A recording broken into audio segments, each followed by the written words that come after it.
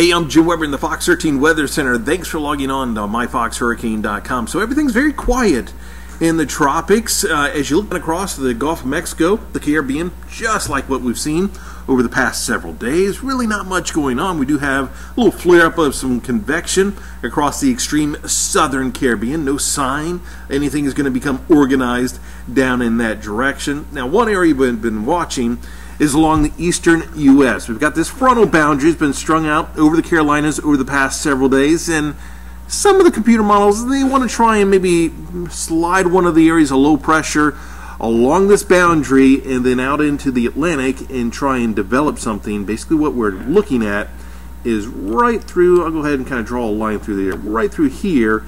Got an area of low pressure right about here, and it just kind of works its way out into the Atlantic and then kind of works its way on towards the north. Now, this is still a fairly long shot, and even if it does develop, really just doesn't do much. Watch it on the European as we go through the next couple of days. See it right along the coast, just off the coast of the Carolinas, right there. Now, what it's going to do is kind of work its way on towards the north as we go through the next couple of days. There you see how it kind of works its way towards the north and the northeast, but notice it really just doesn't develop it all that much. In fact, eventually it looks like it kind of gets absorbed into a larger non-tropical low as we head into the weekend. So just kind of a short window that we might try and see something develop with this.